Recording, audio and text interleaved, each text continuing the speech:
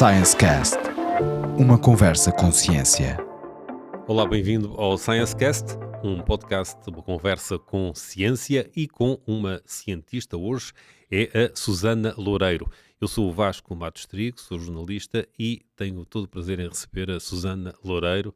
Obrigado, é doutorada em Biologia pela Universidade de Aveiro, tem uma licenciatura em Biologia e mestrado em Ecologia pela Universidade de Coimbra. E é professora da Universidade de Aveiro, no Departamento de Biologia. É também investigadora do CESAM, o Centro de Estudos do Ambiente e do Mar. Obrigado por ter vindo. Obrigada pelo convite. Há uma palavra-chave na sua atividade, acho eu, por aquilo que pesquisei, ecotoxicidade. O que é isto?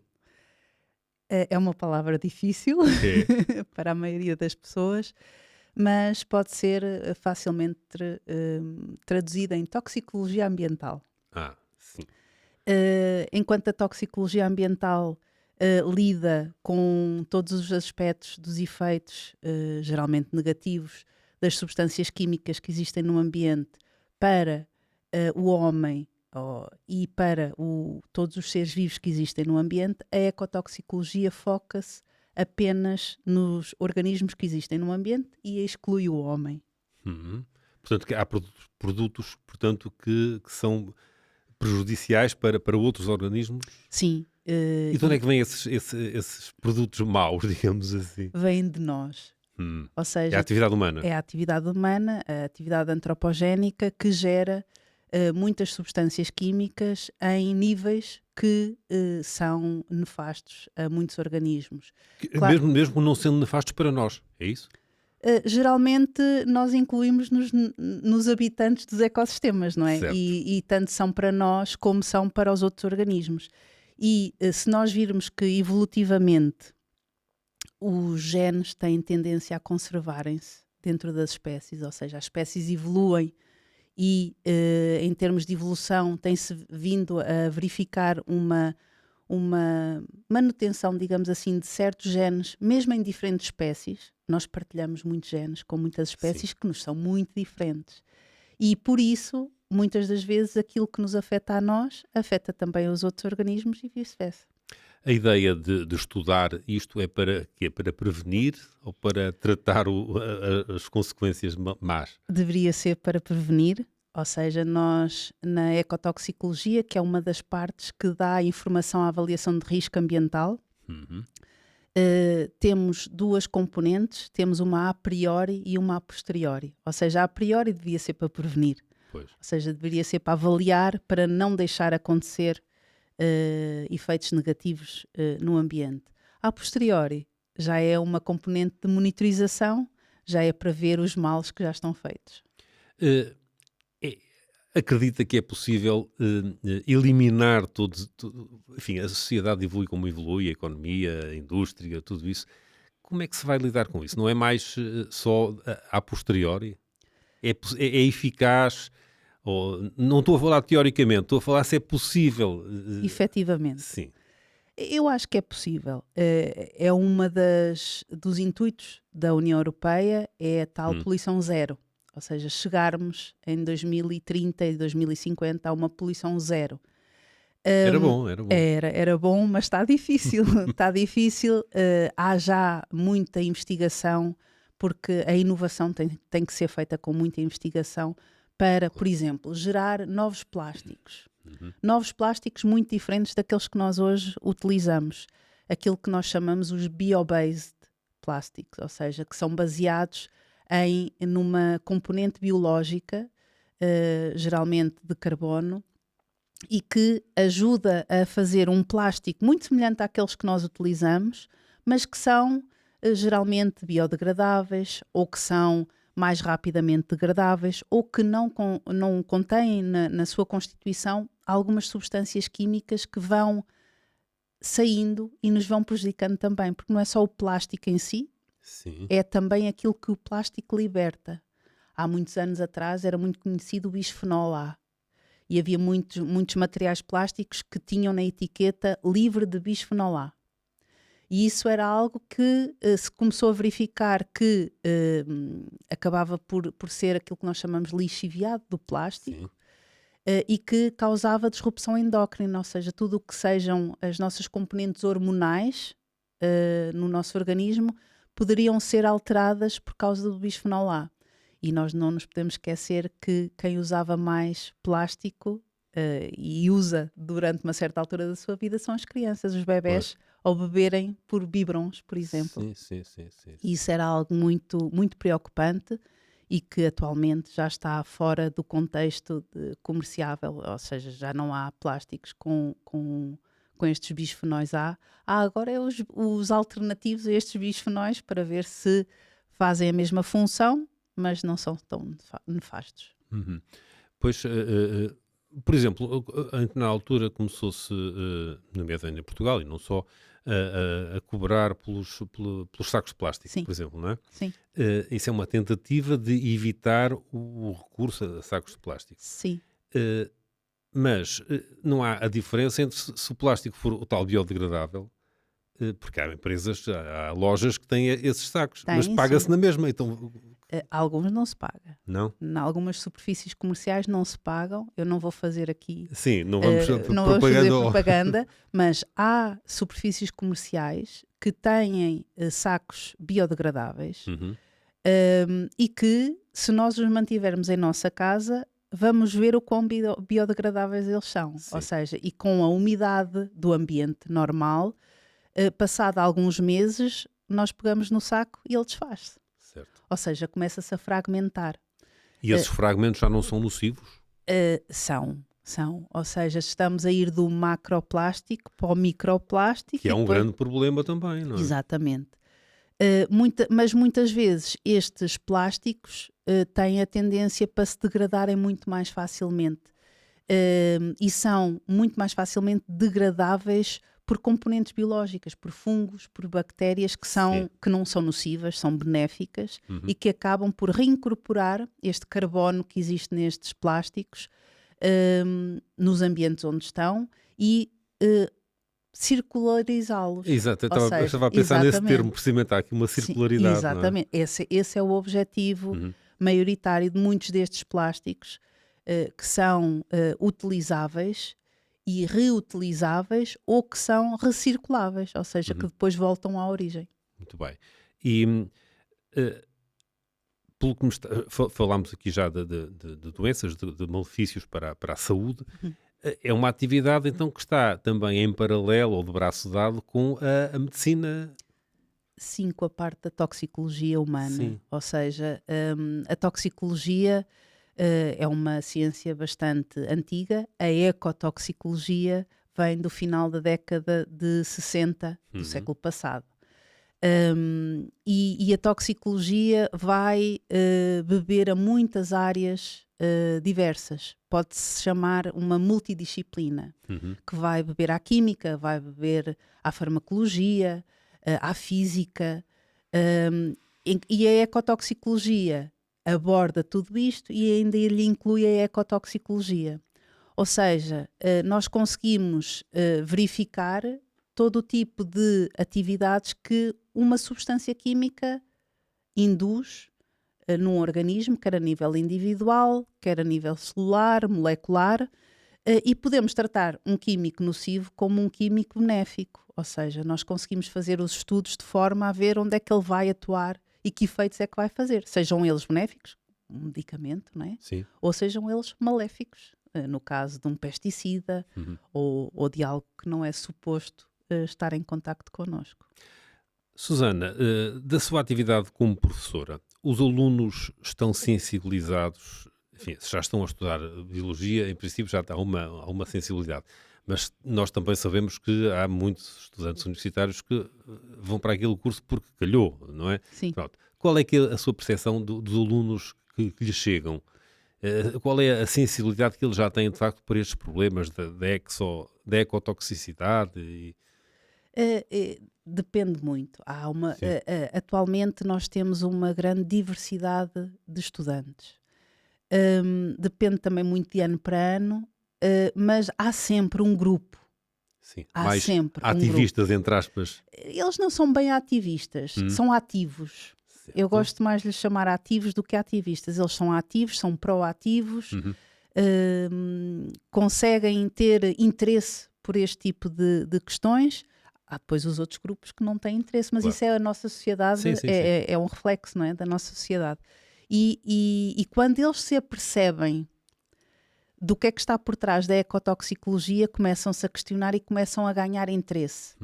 Atualmente, para muitos dos estudantes, e por exemplo, em muitas das universidades em Portugal, a disciplina de ecotoxicologia ou de avaliação de risco muitas vezes é uma disciplina que está inserida no segundo ciclo, ao nível de mestrado, ou é uma cadeira opcional do primeiro ciclo da licenciatura. Por isso os alunos não têm muito este contacto com a ecotoxicologia, mas quando têm, que é o caso na Universidade de Aveiro, nós já temos uma disciplina de opção de toxicologia e ecotoxicologia, quando têm este contacto na licenciatura, descobrem um novo mundo e têm muito interesse, porque realmente é uma disciplina fascinante por causa da sua multidisciplinaridade, por nós termos que perceber um bocadinho de tudo. Claro. Temos que perceber de química, temos que perceber de ecologia, de toxicologia, de farmacologia, de modelos matemáticos, por isso é muito interessante.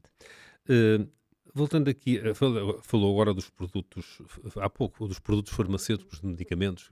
Há um projeto, o Eternal, não é? Sim, sim. Está envolvida ainda neste projeto, não é? Estou, sim. O que é que estão a tentar fazer? O que é que procuram? Pronto, este é um projeto financiado pela Comissão Europeia. É um projeto que está relacionado com aquilo que nós agora chamamos a Green Pharma, ou seja, nós temos no nosso consórcio várias indústrias farmacêuticas e o intuito deles é melhorarem a sua produção. Melhorarem a produção de um determinado medicamento, alterando os processos de produção, usando solventes mais verdes, ou seja, menos nocivos, usando menos quantidades de solventes, usando menos água e gerando muito menos resíduos do que aqueles que eram produzidos com uma produção habitual que eles tenham. Aquilo que nós estamos a fazer é testar estes resíduos, ou seja, nós vamos tentar perceber se durante a produção habitual que eles fazem para um determinado produto, vamos testar a toxicidade dos resíduos que eles produzem, vamos testar o produto final e depois vamos fazer a posteriori, na nova produção que eles tenham, nos novos processos, vamos testar os novos resíduos produzidos, que são completamente diferentes, e muitas vezes também o produto final do fármaco é diferente. Tem uma composição ligeiramente diferente, ou uma estrutura diferente. E então nós estamos a ajudá-los na componente ambiental para verificar se depois, por exemplo, os resíduos necessitam de um menor número de tratamento ou se já têm uma perigosidade muito diminuta para depois serem descartados. Certo. Portanto, tentam atuar no processo produtivo. Exatamente. Não é aquela coisa muito importante no a também. priori. Pois, não é aquele aspecto muito importante que é quando nos sobra um medicamento, irmos depositar na farmácia, Não. naqueles recipientes próprios e não pôr no lixo. Como Sim, se costuma. são duas abordagens diferentes para dois problemas diferentes. Não é? Temos esse problema do descarte de medicamentos para o ambiente, que é um problema muito grave, mas que com esta nova metodologia e incentivo para quem utiliza os medicamentos e para quem termina um medicamento e não gastou todo. Não o gastou todo, não é? De o devolver para ser tratado de uma maneira apropriada. Neste caso é diferente, Portanto, é durante a produção. Antes disso. Exatamente. Sim, senhor. Tenho aqui um outro projeto que vi referido, o Safer Coat, Sim. que é... estamos a falar de revestimentos biodegradáveis. Sim. É um bocadinho aquilo que estávamos a falar há pouco, por exemplo, do saco de plástico biodegradável, ou é muito mais do que isso? É um bocadinho mais do que isso. Ou seja, neste caso, o Safer Coat, nós estamos a ajudar a desenvolver, não somos nós que desenvolvemos, são os investigadores que estão na parte dos materiais, do desenvolvimento de materiais, que desenvolvem novos revestimentos que geralmente estão são constituídos por nanomateriais e que esses nanomateriais, devido à sua constituição e devido ao seu pequeno tamanho, têm características muito importantes e muito interessantes, que, por exemplo, se dentro deles nós incorporarmos um biocida, ou seja, algo que mata algo que é biológico, não é? Vai libertá-lo devagar. Mas que tipo de revestimento é que estamos a falar só? Exatamente. Estamos a falar de revestimentos, por exemplo, de anti-incrustação de componentes biológicas. Dando um exemplo, um barco. Sim. Um barco geralmente tem no seu casco um revestimento verde que vem das algas. Muitas vezes encontramos bivalves, lapas, algas grandes, algas pequenas, e isso tudo vai fazer com que o barco ande mais devagar, ou para andar mais depressa gaste mais combustível, polui mais, gasta mais dinheiro. Então, se nós utilizarmos tintas que são anti-encrustamento, vai fazer com que esse revestimento biológico não se dê. Por isso, havia muitas tintas com vários materiais que nós sabíamos que eram poluentes e altamente poluentes, e com esta incorporação dentro de nanomateriais e com a sua libertação faseada, vamos diminuir esta contaminação ambiental e, por outro lado, vamos permitir que se gaste menos combustível, se polua menos. Até porque depois isso era necessário depois limpar, e ao limpar ia-se gastar mais água. Exatamente. Por isso, neste processo, estes novos revestimentos, que são também mais amigos do ambiente, vão dar esta funcionalidade às tintas, muitas vezes, por exemplo, a tintas, e que vão libertando faseadamente estas substâncias químicas que vão fazer com que não haja o tal encrustamento.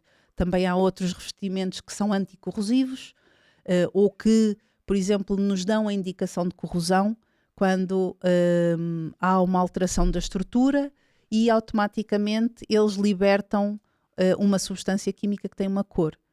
Automaticamente nós percebemos que ali há o início da corrosão e pode-se atuar imediatamente. Sim. Enfim, a Susana São Loureiro está envolvida em inúmeros projetos. Eu trouxe aqui 2 ou 3. Um deles, por exemplo, o PARC, uma parceria para a avaliação dos riscos de produtos químicos.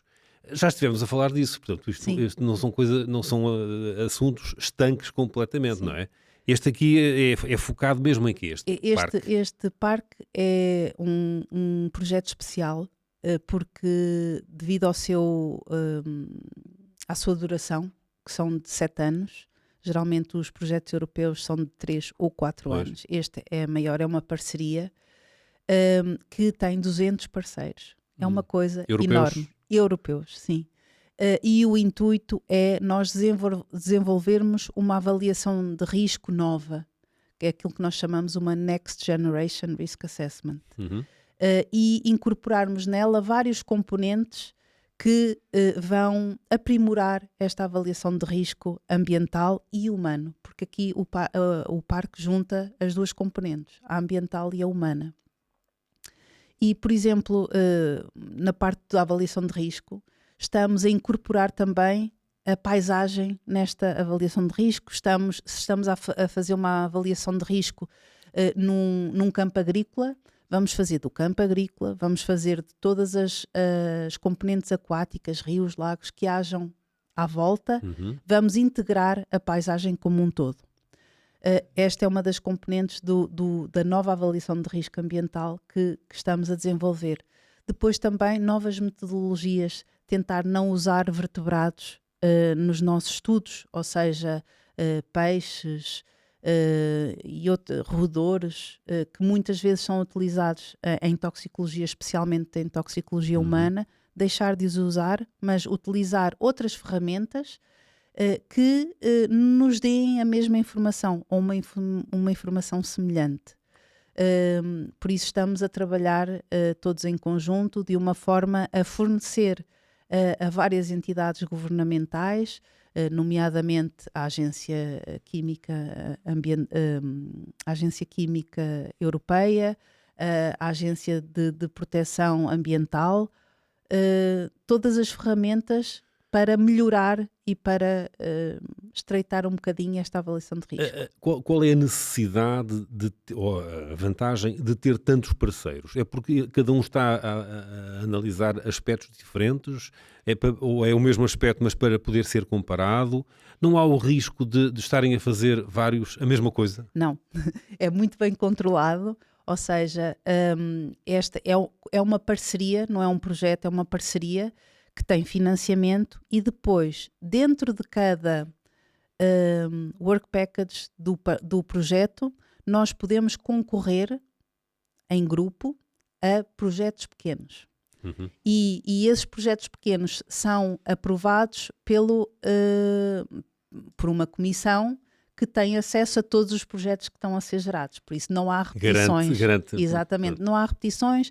Há muitas vezes a utilização de outros projetos que estão a decorrer ao mesmo tempo, por exemplo, com dados, para usarmos os dados para estimar riscos ou estimar efeitos. Ou seja, não vamos repetir aquilo que já foi feito, nem vamos duplicar esforços entre parceiros. Vamos sempre complementar. De eficiência, não é? Exatamente.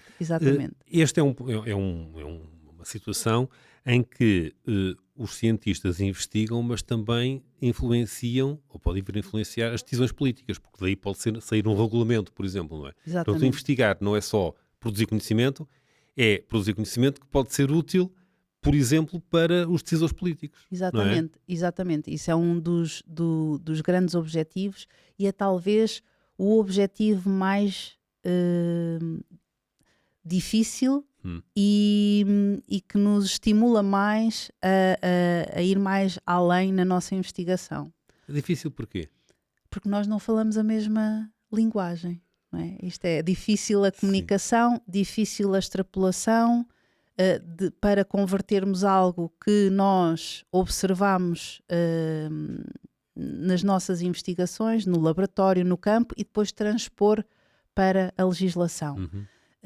Quando nós transpomos algo para uma legislação, vai ter várias consequências, não é? E vai ter muitas consequências, muitas delas económicas, sociais, que têm que ser tidas em conta e que muitas vezes nós, quando estamos a fazer a nossa investigação, não temos essa apetência para calcular o que é que depois vai acontecer. Claro. E isso ajuda quando nós nos compreendemos neste tipo de diálogos, que muitas vezes é difícil, mas que quando acontece só dá origem a benefícios para todos os lados. Não é? Porque os decisores políticos é que têm essa responsabilidade.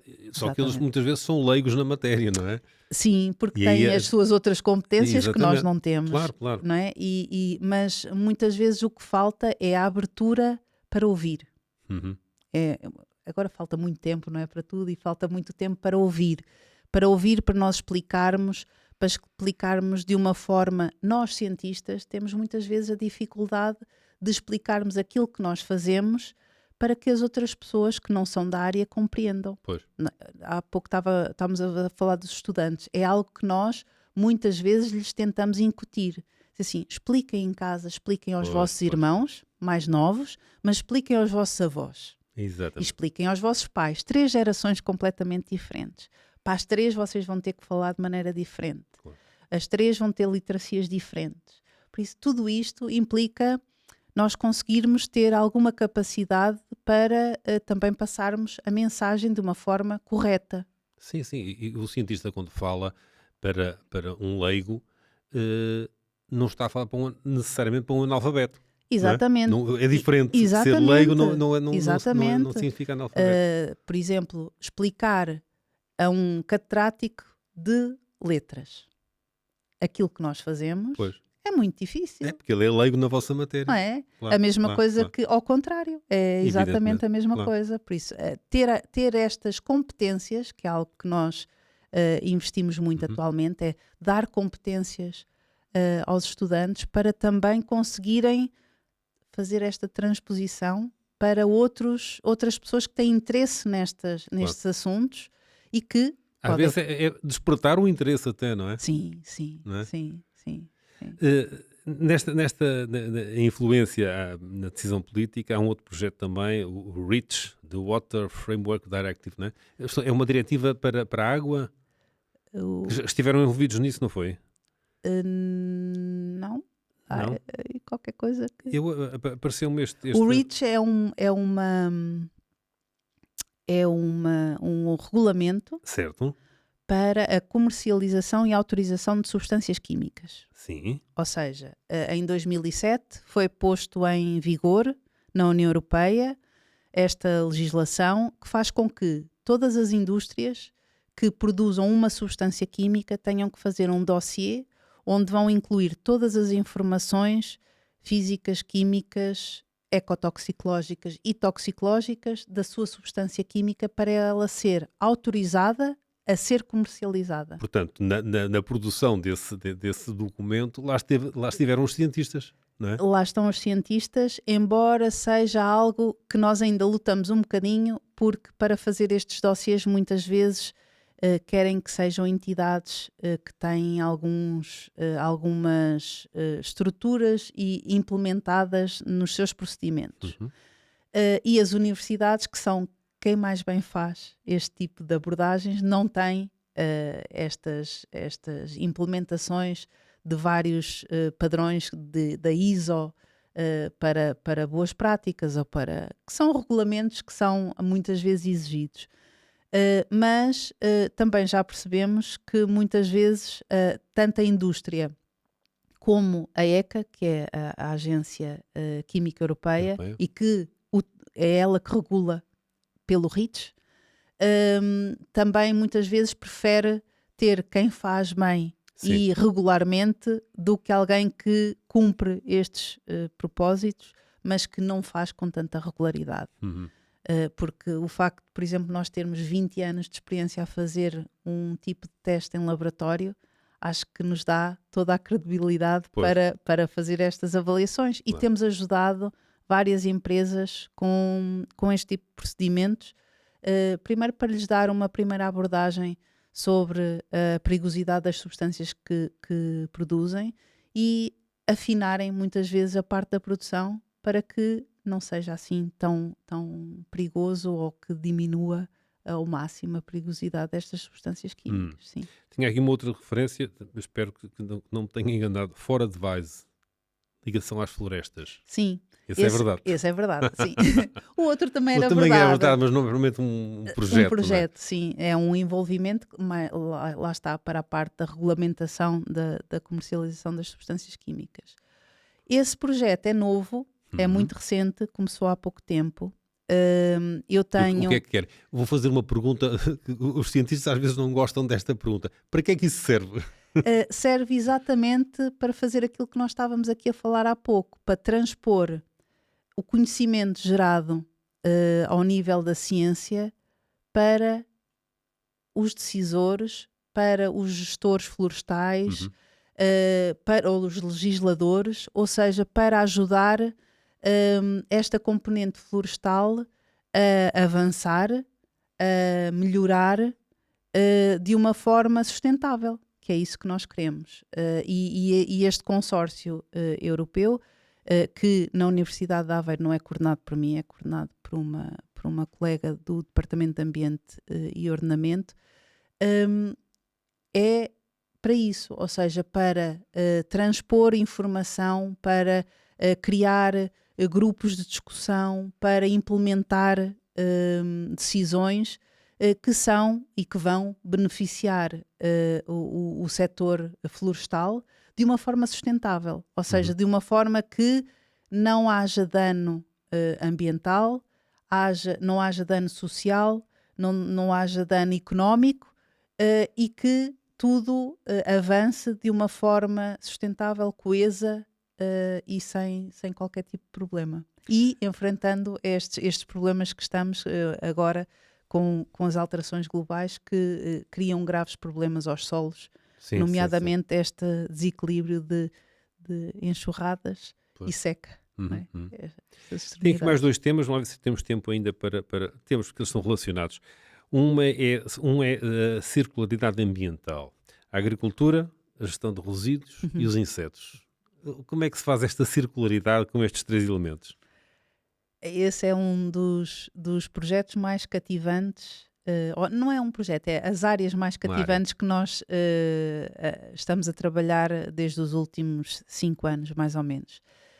Hum, então, nós produzimos muitos resíduos, sejam eles vegetais, por exemplo, que não são consumidos num supermercado e que são deitados fora, sejam restos de atividade agrícola, ou sejam mesmo os nossos resíduos que nós produzimos em casa, ou outros resíduos, por exemplo, que vêm, nós usamos muito, que é o bagaço de azeitona que vem da Sim. produção do azeite, não é?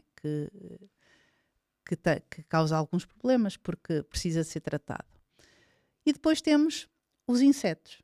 Geralmente, quando nós falamos em insetos, lembramos-nos logo de algo com asas, não é? Pois. Mas neste caso nós usamos as formas larvares dos insetos. Isto porque as formas larvares dos insetos são as formas mais vorazes, ou seja, são a fase alimentar do inseto, Sim, do ciclo sim, de vida. sim. E então utilizamos alguns destes espécies de insetos. Usamos a mosca soldado negro e o tenébrio. A mosca é uma mosca, o tenébrio é uma espécie de um escravelho, e usamos as larvas, que são muito vorazes, para se alimentarem destes resíduos. Uhum. E elas alimentam-se, gostam, crescem E fazem-nos esse bom trabalho. e fazem-nos esse bom trabalho. Então, como é que aparece aqui a circularidade? É aquilo que elas ingerem transforma-se em proteína e em gorduras boas. As próprias larvas podem servir para alimento para humanos ou para animais. E aquilo que elas excretam, daquilo que elas se alimentam, é muito nutritivo para as plantas. Ou seja, dá um fertilizante ótimo. E então aí vamos Tal reintroduzir... circularidade. Sim, Uhum. Eu disse que eram dois temas que eram ligados, porque o outro tem a ver com os insetos, precisamente, que é o entosafe. Os insetos comestíveis. exatamente. Ou seja, o Entosafe foi o nosso primeiro projeto mais relacionado com a componente dos insetos. Depois veio-se a juntar uma agenda PRR, o Insetera, e realmente nós estamos a tentar fornecer dados no Entosafe para aprimorar a legislação, porque atualmente já há algumas espécies de insetos que são das quais nos podemos alimentar, nomeadamente o tal tenébrio, Uhum. duas espécies de gafanhotos e um grilo. Há outras espécies que são autorizadas para alimentação animal, e como nós lhes estamos a dar alguns resíduos, não é? Nem que sejam aqueles resíduos que vêm da agricultura, onde nós usamos fertilizantes, pesticidas, alguns estrumes. Se os insetos ingerem esses materiais, podem também ingerir estas substâncias químicas. Então, no Entosafe, o que nós estamos a tentar fazer é verificar como é que os insetos lidam com estas substâncias químicas, como é que os ingerem e como é que os excretam, e se os acumulam, porque depois, se nós os vamos comer, Pois. não é? Mas, mais uma vez, estão a produzir conhecimento e a produzir dados que podem depois influenciar a legislação que vem. Exatamente, Não é é? esse o nosso objetivo. O nosso objetivo é que estes trabalhos que nós estamos a fazer, e que já publicamos alguns em jornais científicos, sirvam para serem utilizados como ponto de partida para a implementação da legislação. Porque na legislação atual existem valores limites para, por exemplo, o chumbo em alfaces, ou o chumbo em carne de vaca, ou o mercúrio em peixe. Sim. Por isso o que nós queremos fazer é que haja uma linha para estas espécies de insetos, onde digam assim, para este inseto o valor máximo não pode ser superior a este.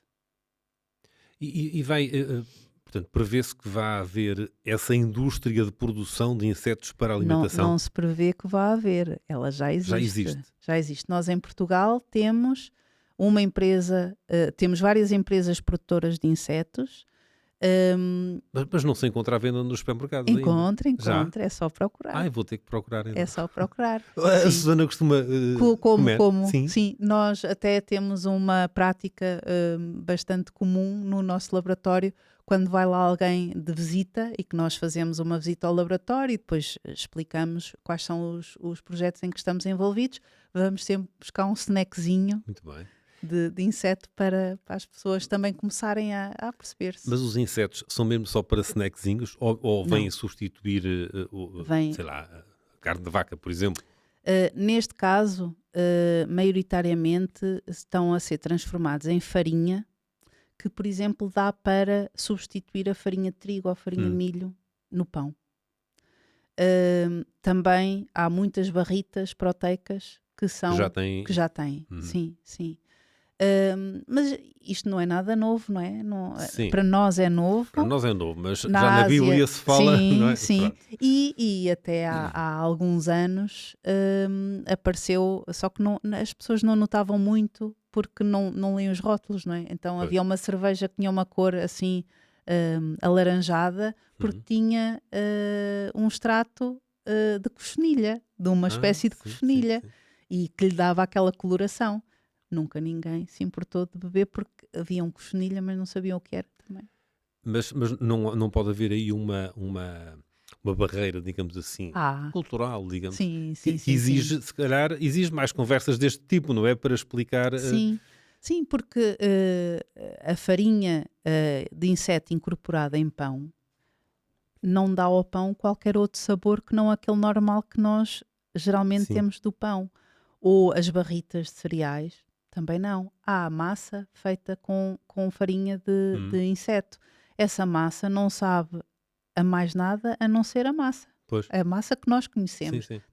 Tem outros constituintes.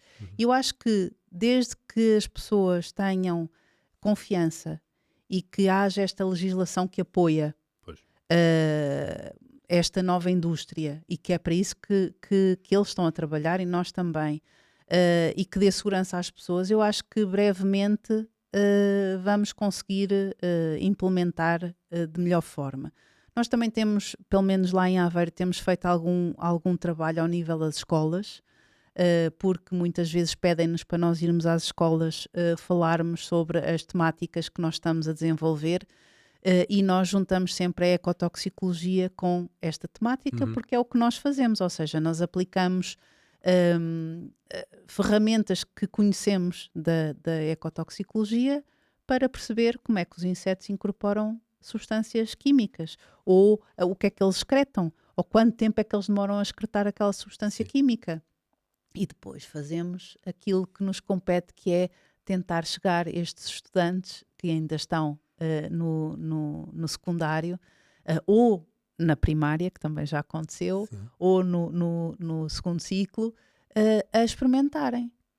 E alguns ficam tão entusiasmados que, para além de experimentarem, querem guardar um bocadinho para levar para casa, para dar aos pais para experimentarem também. Ou seja, eu aos poucos vai. Acho que sim. Bem, eu estou a fazer estas questões, mas eu já comi também.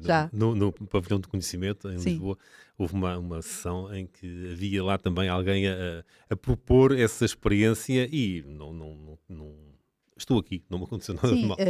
Ainda no ano passado nós fomos à Feira Nacional da Agricultura e houve um show cooking com insetos, e que as pessoas comeram e estava muito bom, e eu recomendo. E este ano certamente vamos ter mais deste tipo de informação na Feira Nacional da Agricultura, onde nós também vamos participar, e que vai ter muita coisa sobre insetos. Fica aqui este desafio gastronómico. Sim. Muito bem. Susana Loureiro, muito obrigado por ter estado aqui nesta nossa foi conversa. Um prazer. Neste Science Cast, uma conversa com ciência, que fica disponível nas plataformas de podcast e também no YouTube, uma versão em vídeo. E eu despeço-me até à próxima semana.